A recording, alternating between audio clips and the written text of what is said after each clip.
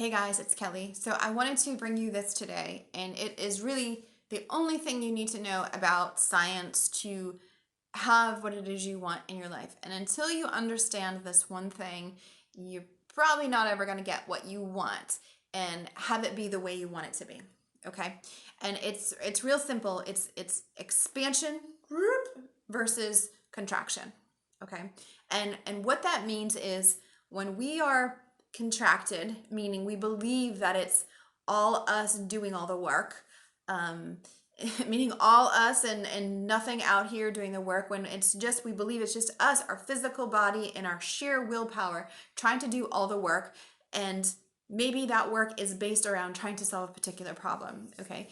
And this is what really causes the contraction, is when we're trying to fix something, we're trying to get something that we feel like we don't have. And especially when it's one of those very basic primal survival things like shelter, money, love, um, things like that, right? House, money, career, job, health is a big one. Things that we feel that we need, that if we don't, we feel like if we have these things, then our life is going to be more expansive. Okay, that's the trick.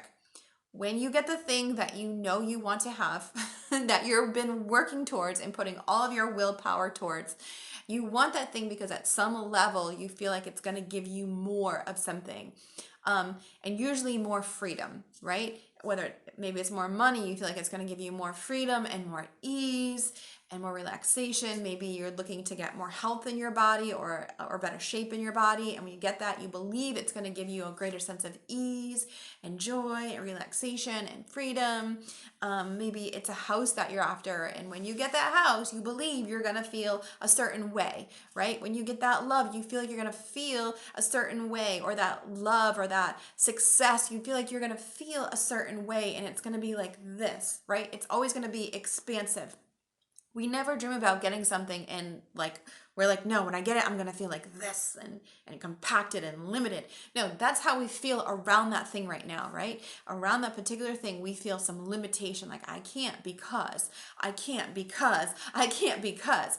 But the thing we have to know is that limitation is has created a box, and we're living inside the box, and what we want is right out here outside the box. And if we're trying to take linear steps right through our sheer willpower to work harder, work harder, work harder, work harder, most of the time, if we ever actually get that thing, it's going to be some watered down, diluted version of it. And if we get it, it's not going to be what we thought it was going to be. It's not going to give us what we thought it was going to give us. It's not going to get that higher level of life.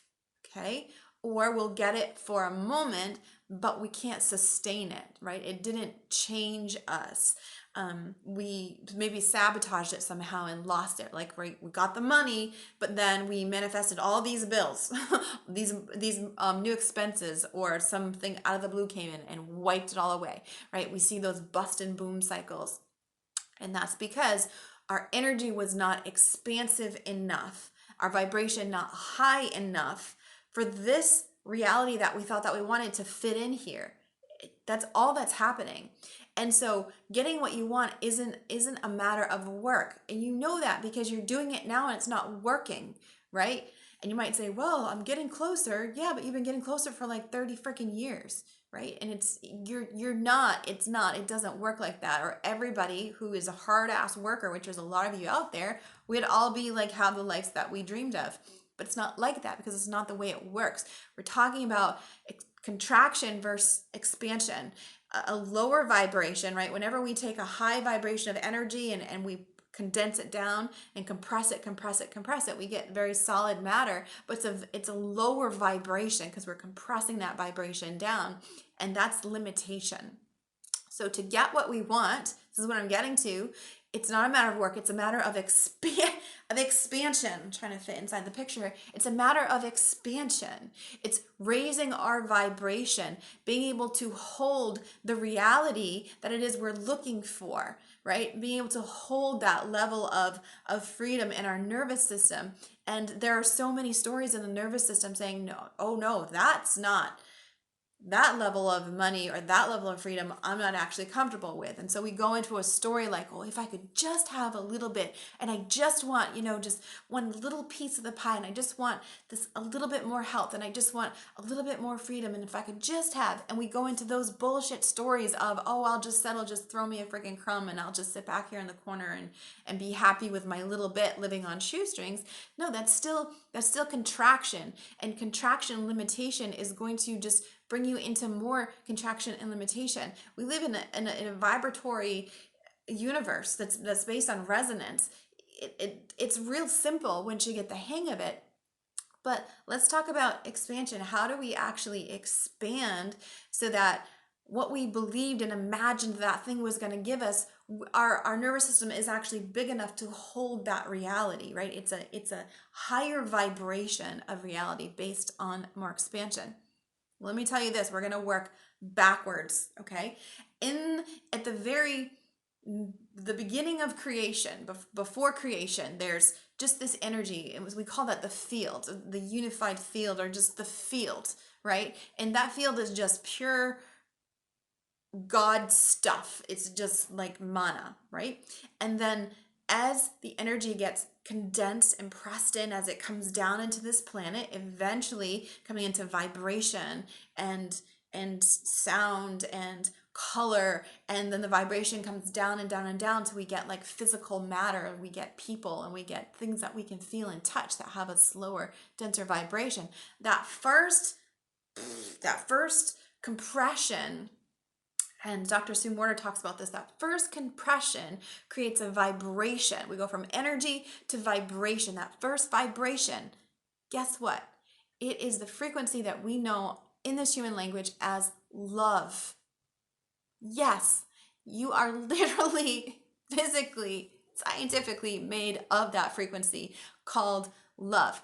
That is as far out in expansion as you can get. So we go from very physical, right? Everything is really close together, and we get more porous, right? And we expand and we expand and we expand into love. And as Dr. Sue Morter talks about, when we expand into love, it feels so good because there's room for us to be. We are so massive. Our energy is massive. And it's like, at the end of the day, taking your shoes off or something like that. It's just like, when someone does something that just melts your heart, that just makes you feel so good, or even when you're in love, it feels so good because it's as expansive as you can get. So where are we going with this? So we talk about expansiveness. Being expansive would call for a certain degree of surrender, okay? We're talking about how to get from contraction, because we're so now focused on this story and on this problem, and we're like laser focused on working so hard to fix it and going faster, and we're scared to death to let go of control of it for a minute because we feel like we're right at the brink anyways, and if we were to let go of control of this, then for sure we would just lose it all, right? That is the exact opposite of what actually happens. I know it feels like that, but that's the opposite of what happens. When we talk about surrender, and we talked about it, you read about this in all the great spiritual texts. When we talk about surrender, surrender is letting go of control because you don't know how to fix it. You don't. If you did, you would have fixed it by now, and everybody else would have fixed all their problems too. But we don't know how. The brain doesn't know how.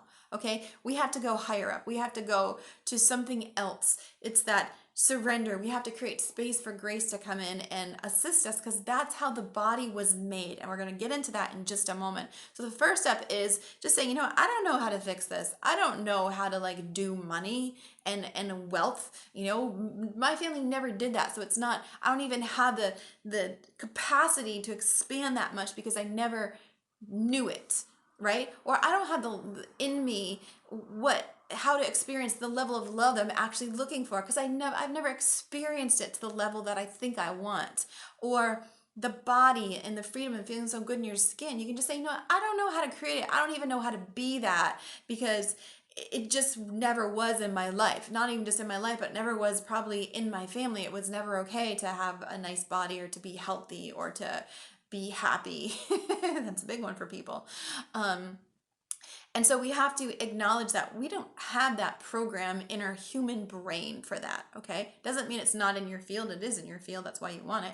But it's not in the brain. So we have to get the brain out of the way and let the brain get off the hook. The brain was never made to try to solve your problems. It's not. That's not why it was created, okay? The brain was made to be your servant, and I teach that in another course.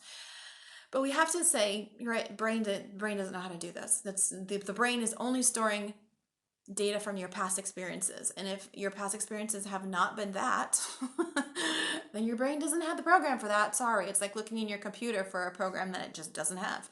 Okay. It's not in there. We have to surrender, let go of control. I don't know how to do it. And then you start to breathe into your belly. And you start to breathe into your belly because, believe it or not, that higher wisdom, that godlike source stuff from the fields, right? In quantum physics, we just call it the field, that's coming in to give you that aha moment or the oh moment, or to teach you how to expand, or actually just show you, help you remember how to expand.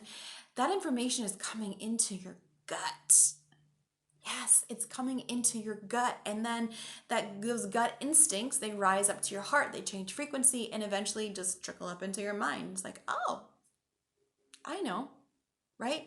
Those gut instincts, all the times you said, oh, I should listen to my gut, the information is coming into your gut. And so when you start to breathe into your belly really easily, you start to activate that other brain, so to speak, the gut brain, that spot of consciousness and receptivity in your body where you can be open to things coming in. And you have to soften your nervous system, and the mind is going to want to grip and say, no, I've got this, I can do it, it's not like that, you can't, blah blah blah blah blah blah blah blah blah blah blah. The mind has nothing useful for you. You just say, yep, thank you, let's try something different though. And you just start to breathe. Okay. And then you start to let yourself expand, and you can think about love, and you can think about an animal or something that you have unconditional love for, and start to expand yourself back out into love, and really feel yourself just like shaking off the control of this thing. And then I'll give you this hint, which I give to my my students in Embody, is ask that mana that's out there that's like, how can I help you? What do you need from me? Ask that mana, that God source stuff, the field of higher intelligence or your own higher intelligence, to please help to reorganize the perception of the relationship between me and this thing that I have, that I think that I want. Because I've been perceiving this relationship between me and the thing that I want as something that I don't have, okay? And something that I need, and something that maybe I believe is not okay for me to have, which deep down, that's exactly what's happening, but we're not going to go into that right now. So just allow yourself to surrender the perception of the relationship of this thing that you've had, okay? Because you've been so locked into the stress of I don't have it, right? Let yourself just for a moment flow into the being, the person, the version of you that does have it, okay? Instant expansion right there. I'm the person who does have it. Your brain doesn't need to know how, right? Mike Dooley calls them the cursed hows. When the brain tries to say, but wait, but how? It's not possible, and blah, blah, blah, blah, blah. Say, brain, you've not helped me so far, so I'm going to try something different here. And just allow all that to happen, right? That's the first step. That's the first step of when we start to practice embodiment is expansion. We go very specific into exactly what specific type of expansion you need based on what it is you want for you, right? Based on those desires that are arising out of you. And we go, like I said, we go very specific into that. So that's the first thing. So I wanted to explain that to you today. I know this was like a 15-minute video, but I don't care. I think it's really important for people to know this about themselves. Contraction versus expansion. And you can have instant miracles sometimes just by letting go of control and surrendering it up to, we'll say, that higher love, right? Because that's exactly what it is. You know, call it science, call it woo, it's all the same thing. So if you're interested in jumping into the embodiment work with me, I would love to have you. You can email me or visit my website, www.calliemlibby.com. And I hope that this was useful for you. And don't forget to share, okay? Bye.